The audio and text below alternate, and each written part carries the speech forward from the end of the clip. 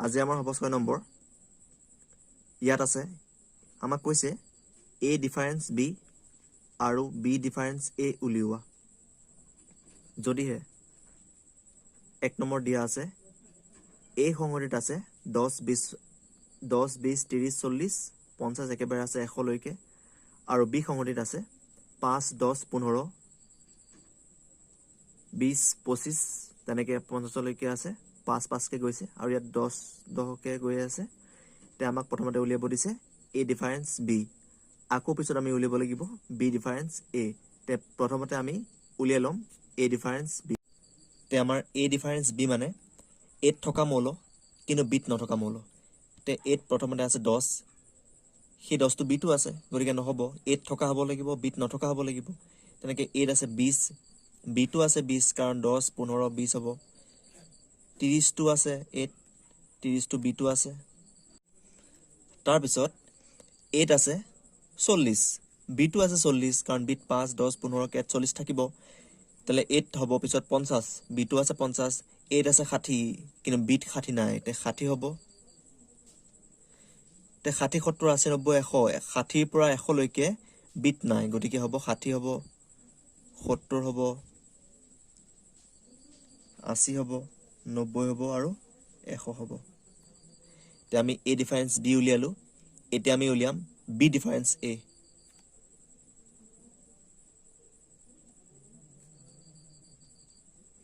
এবাৰ b থকা কিন্তু 8 নথকা গতিকে b 5 আছে 8 নাই 5 হ'ব 10 আছে নহব 15 টো আছে কিন্তু ইয়াত নাই 20 ইয়াত আছে ইয়াতো আছে 25 ইয়াত আছে ইয়াত নাই 30 টো আছে 35 টো বিট আছে কিন্তু 8 নাই তেনেকে 40 টো ইয়াত আছে এটো আছে 45 টো বিট আছে কিন্তু 8 নাই 50 টো বি টো আছে এটো আছে তে আমাৰ এইখিনি হ'ব বি ডিফাৰেন্স a আমাৰ 2 নম্বৰত আছে a equal x such that x belongs to n অৰ্থাৎ x টো আছে স্বাভাৱিক সংখ্যাত x less than 20 আকৌ b কৈছে x such that x belongs to w অৰ্থাৎ whole number x less than 20 তে আমাৰ এই সংগঠিত থাকিব আমাক কৈছে x টো আছে স্বাভাৱিক সংখ্যাত আৰু x ৰ মানটো বিশতকৈ সৰু তে যেহেতু বিশতকৈ সৰু স্বাভাৱিক সংখ্যা আছে একেবাৰে 1 ৰ পৰা 19 লৈকে গতিকে 8 হ'ব 1 2 3 4 একেবাৰে আপ টু 19 আকৌ বিট কৈছে আমাৰ x belongs to x such that x belongs to w অৰ্থাৎ হোল নাম্বাৰ মানে পূৰ্ণ সংখ্যা যেহেতু পূৰ্ণ সংখ্যা 0 ৰ পৰা আৰম্ভ হয় আৰু আমাক কৈ দিছে x ৰ মানটো বিশতকৈ সৰু অৰ্থাৎ ইয়াত হ'ব 0 ৰ পৰা 19 8 থাকিব 1 ৰ পৰা 19 আৰু বিট থাকিব 0 ৰ পৰা 19 কাৰণ স্বাভাৱিক সংখ্যা আৰম্ভ হয় 1 ৰ পৰা আকৌ পূৰ্ণ সংখ্যা আৰম্ভ হয় 0 ৰ পৰা যেহেতু বিশতকৈ সৰু বুলি কৈছে গতিকে ইয়াত হ'ব 0 ৰ পৰা 19 লৈকে 1 ৰ পৰা 19 লৈকে আৰু ইয়াত যেহেতু 0 ৰ পৰা আৰম্ভ হয় গতিকে ইয়াত হ'ব 0 ৰ পৰা 19 লৈকে তে আমি প্ৰথমতে a সংগঠিত কি আছে আৰু b সংগঠিত যিবিলাক আছে আমি প্ৰথমতে লিখি লওঁ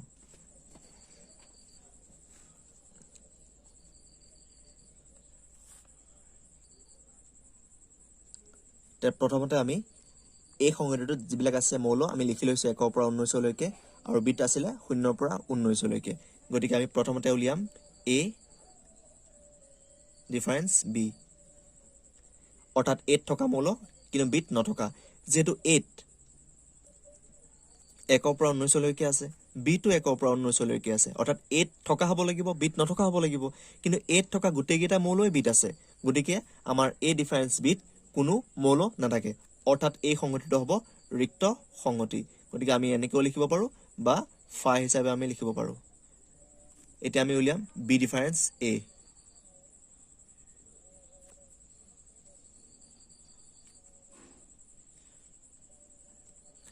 তে এবাৰ হ'ব বিট থকা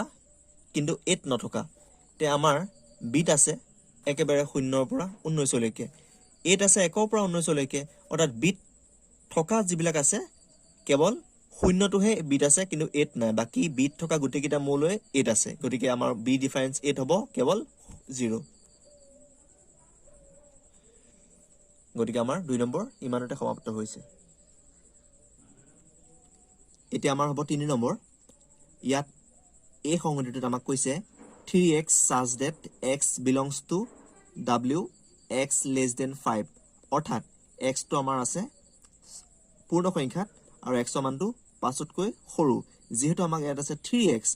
অৰ্থাৎ আমাক প্ৰথমতে কৈছে x টো আছে পূৰ্ণ সংখ্যাত আৰু x ৰ মানটো 5 তকৈ সৰু যেহেতু পূৰ্ণ সংখ্যা আৰম্ভ হয় 0 ৰ পৰা আৰু 5 তকৈ সৰু বুলি কৈছে গতিকে ইয়াত আমাৰ x ৰ মানবিলাক হ'ব 0 1 2 3 4 লৈকে হ'ব মানে আমি ইয়াত যেহেতু আছে 3x অৰ্থাৎ 3 লগত x টো পূৰণ হৈ আছে আৰু x ৰ মানটো হ'ব 0 ৰ পৰা 4 লৈকে গতিকে প্ৰথমতে আমি x ৰ মান বহাম 0 0 বহালে 3 পূৰণ 0 0 হ'ব তাৰ পিছত আমি x ৰ মান বহাম 1 3 গুণ 3 হ'ব পিছত আমি x ৰ মান বহাম 2 3 গুণ 6 হ'ব পিছত x ৰ মান বহাম 4 3 4 গুণ 12 হ'ব যেহেতু আমাৰ x ৰ মানটো 5 তকৈ সৰু বুলি কৈছে গতিকে আমি x ৰ মান 0 ৰ পৰা 4 লৈকে বহালে ইয়াত যিমান আমি মৌল পাম সেইকেইটাই থাকিব a সংগতিত আৰু আমাৰ b সংগতিত কৈছে 4x such that x belongs to n মানে x টো আছে স্বাভাৱিক সংখ্যাত আৰু x ৰ মানটো 5 তকৈ সৰু অৰ্থাৎ আমাৰ x ৰ মানবিলাক হ'ব আমি প্ৰথমতে আমি x ত কি মৌল কি সংখ্যা হ'ব আমি প্ৰথমতে জানি ল'ব লাগিব তে আমাক যেহেতু কৈছে x টো আছে স্বাভাৱিক সংখ্যাত আৰু স্বাভাৱিক সংখ্যা আৰম্ভ হয় 1 ৰ পৰা আৰু আমাৰ x ৰ মানটো 5 তকৈ সৰু বুলি কৈছে অৰ্থাৎ x ৰ মানবিলাক হ'ব 1 2 3 4 লৈকে হ'ব কাৰণ 5 তকৈ সৰু বুলি কৈছে x ৰ মানটো হ'ব আকৌ কৈছো মই 1 হ'ব 2 হ'ব 3 হ'ব 4 হ'ব তে আমাৰ ইয়াত প্ৰথমতে আমি x ৰ মান বহাম 1 অৰ্থাৎ 4 লগত 1 পূৰণ কৰিম তে 4 লগত 1 পূৰণ কৰিলে 4 হ'ব তাৰ পিছত আমি x ৰ মান বহাম 2 4 গুণ 8 হ'ব পিছত x ৰ জাত বহাম 3 4 গুণ 12 হ'ব পিছত শেষত আমি বহাম x ৰ মান 4 4 গুণ 16 হ'ব তে আমি যিকিটা এনেকে x ৰ মান বহালে আমি যিকিটা সংখ্যা পাম সেইকিটা সংখ্যা হ'ব বিত থকা মৌল গতিকে প্ৰথমতে আমি a কি থাকিব পাতি লওঁ আৰু বিত কি থাকিব প্ৰথমতে আমি পাতি লম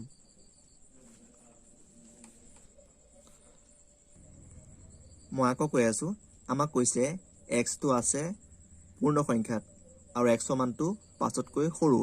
যেহেতু 5 তকৈ সৰু পূৰ্ণ সংখ্যা হ'ব 0 1 2 3 4 5 তকৈ সৰু পূৰ্ণ সংখ্যা হ'ব 0 1 2 3 4 যেহেতু আমাক কৈছে 3x such that অৰ্থাৎ 3 লগত x টো পূৰণ হৈ আছে গতিকে আমি x ৰ মান পাইছো 5টা প্ৰথমতে পাইছো 0 পিছত পাইছো 1 পিছত পাইছো 2 পিছত পাইছো 3 পিছত পাইছো 4 গতিকে আমি এইটা হৈছে x ৰ মান গতিকে যেহেতু আছে 3 লগত x টো পূৰণ হৈ আছে গতিকে আমি 3 লগত প্ৰথমতে x ৰ মান বহাম 0 তে 3 লগত এনেকৈ আছে 3x তে আমি x ৰ মান প্ৰথমতে বহাম 0 3 0 গুণ আমি পালো 0 তেনেকৈ x ৰ মান বহাম আমি 1 3 গুণ 3 তাৰ পিছত আমি x ৰ মান বহাইছিলো 2 অৰ্থাৎ 3 দুগুণ 6 তেনেকৈ 3 গুণ 9 তেনেকৈ 3 4 গুণ 12 যেহেতু আমাৰ x ৰ মান 4 লৈকে আছিল গতিকে আমি এটো x ৰ জায়গাত 4 লৈকে বহাইছিলো আৰু আমি পাইছিলো শেষত 12 গতিকে এইকিটাই আছিল এই সংগতিত থকা মৌল তেনেকৈ b সংগতিত আমাক কৈছিলে যে x belongs to n মানে x টো আছে স্বাভাৱিক সংখ্যাত আৰু x ৰ মানটো 5 তকৈ সৰু যেহেতু 5 তকৈ সৰু স্বাভাৱিক সংখ্যা আছে 1 2 3 4 এইকিটাই আছে 5 তকৈ সৰু স্বাভাৱিক সংখ্যা যেহেতু আমাক ইয়াত আছিল 4x অৰ্থাৎ 4 লগত x টো পূৰণ হৈ আছিল এনেকৈ আছিল 4x অৰ্থাৎ 4 লগত x টো পূৰণ হৈ আছে আৰু এইকিটা হৈছে x ৰ মান প্ৰথমতে আমি x ৰ মান বহাইছিলো x ৰ জায়গাত বহাইছিলো 1 অৰ্থাৎ 4 গুণ আমি পাইছিলো 4 তেনেকৈ 4 লগত x ৰ জায়গাত বহাইছিলো 2 4 দুগুণ আমি পাইছিলো 8 তেনেকৈ 4 3 গুণ 12 পাইছিলো তেনেকৈ 4 4 গুণ আমি 16 পাইছিলো গতিকে আমি এতিয়া উলিয়াম a ডিফাৰেন্স b মানে a থকা হ'ব লাগিব আৰু b নথকা হ'ব লাগিব তে a 0 আছে b কিন্তু 0 নাই গতিকে আমাৰ ইয়াত হ'ব 0 তেনেকৈ a আছে 3 b 3 আমাৰ নাই গতিকে 3 হ'ব a আছে 6 b 6 নাই গতিকে 6 হ'ব a আছে 9 b 9 নাই তে 9 হ'ব a আছে 12 b টো আছে 12 গতিকে 12 টো নহ'ব তে এইকিটা 8 আছে কিন্তু b নাই গতিকে আমাৰ a ডিফাৰেন্স b আমাৰ এইকিটাই হ'ব এতিয়া আমি উলিয়াম b ডিফাৰেন্স a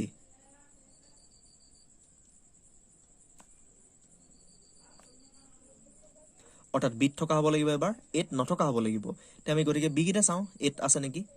তে বিট আছে 4 8 4 নাই গতিকে আমাৰ 4 টো 8 আছে বিট আছে 8 নাই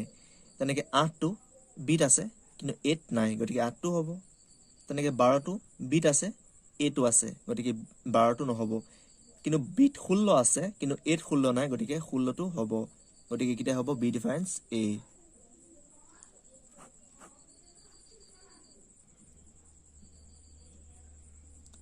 তে এবাৰ আমাৰ 8 কৈছে x such that x এটা ইংৰাজী বৰ্ণমালাৰ বৰ্ণ তে ইংৰাজী বৰ্ণমালা আছে 26টা অৰ্থাৎ a b c d পৰা একেবাৰে z লৈকে হ'ব মানে 8 হ'ব a পৰা একেবাৰে z লৈকে কাৰণ a টো এটা ইংৰাজী বৰ্ণমালা b টো ইংৰাজী বৰ্ণমালা তেনেকে 26টা বৰ্ণমালাই 8 থাকিব তেনে বিট কৈছে y such that y এটা ইংৰাজী বৰ্ণমালাৰ ব্যঞ্জন বৰ্ণ তে ব্যঞ্জন বৰ্ণ মানে a e i o যোগ বাদ দি যিকিটা আছে সেইকিটা ব্যঞ্জন বৰ্ণত থাকিব গতিকে আমি প্ৰথমতে 8 যিকিটা আছে লিখি লম b2 যিকিটা মূল আছে নিলিখিলেও হয় কিন্তু আমি তথাপি লিখিলে বেছি ভাল হ'ব আমাৰ কাৰণে তে আমি লিখি লম প্ৰথমতে তে আমাক কৈছিলে 8 আছিলে ইংৰাজী বৰ্ণমালা 26টা আখৰ অৰ্থাৎ a b c d একেবাৰে গোটেইবিলাক x y z লৈকে কিন্তু বিট কৈছিলে ইংৰাজী বৰ্ণমালাৰ ব্যঞ্জন বৰ্ণ অৰ্থাৎ a e i o যোগ বাদ দি পেলাই গতিকে আমি গোটেইখিনি ইয়াত পাতিছো খালি a e i o u নাই গতিকে আমি এতিয়া উলিয়াব লাগে a ডিফাৰেন্স b অৰ্থাৎ 8 থকা কিন্তু বিট নথকা তে 8 ইয়াৰ গোটেইখিনি ইয়াত আছে কিন্তু খালি ইয়াত গোটেইবিলাক আছে কিন্তু ইয়াত কেৱল a e i o u নাই ইয়াত a e i o u নাই কিন্তু ইয়াত a e i o u আছে ইয়াত a e i o u বাদ দি পেলাই যিবিলাক আছে ইয়াতো আছে খালি কেৱল 8 বেছিকে আছে a e i o u গতিকে a ডিফাৰেন্স বিট থাকিব a e i o u আৰু সেইকিটা বিট নাই কিন্তু 8 আছে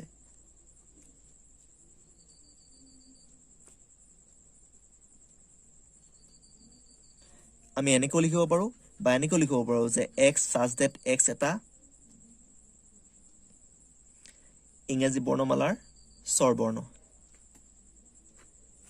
এতিয়া আমি উলিয়াম b ডিফাৰেন্স a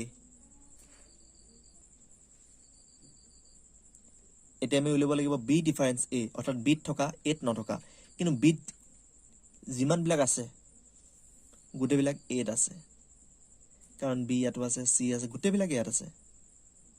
খালি ইয়াত বেছিকে আছিল খালি a e i o u কিন্তু ইয়াত a e i o u নাছিল মানে বিট থকা গোটেইবিলাকে মৌল বৰ্ণ 8 আছে গতিকে b ডিফাৰেন্স 8 কোনো মৌল নাথাকিব অৰ্থাৎ হ'ব phi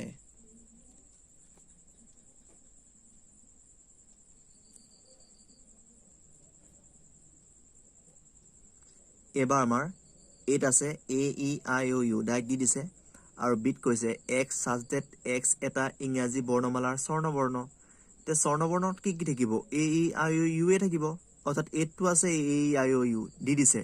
আৰু b2 আমি যদি আমাক কৈছে x such that x এটা ইংৰাজী বৰ্ণমালাৰ স্বৰবৰ্ণ তে আমি যদি ইংৰাজী বৰ্ণমালাৰ স্বৰবৰ্ণ বিচাৰিব যাও কি কি পাম a e i o u পাম অৰ্থাৎ ইয়াতো হ'ব a e i o u আৰু ইয়াতো হ'ব a e i o u গতিকে আমি সেই কাৰণে আমি ইয়াত ডাইৰেক্ট পাতি দিছো এটো আছে a e i o u আৰু b টো আছে a e i o u তে আমি যদি a ডিফাৰেন্স b উলিয়াও কি পাম 8 থকা বিট নথকা একোৱে নাথাকিব কাৰণ 8 এইকিটা এটো আছে b টো আছে নহব অৰ্থাৎ a ডিফাৰেন্স বিট phi ওলাব ৰিক্ত সংহতি হ'ব তে আকৌ যদি আমি যদি উলিয়াব যাও b ডিফাৰেন্স a তে ইয়াতো একেই phi হ'ব কাৰণ বিট থকা 8 নথকা গোটেইবিলাক বিট যিকিটা আছে এটো আছে গতিকে a ডিফাৰেন্স b টো ওলাব phi আৰু b ডিফাৰেন্স a টো ওলাব phi অৰ্থাৎ দুইটাই হ'ব ৰিক্ত সংহতি তোমালোকৰ যদি কিবা যদি কনফিউজ থাকে তে মোক জনাব পাৰিবা মই কনফিউজটো দূৰ কৰিবলৈ চেষ্টা কৰিম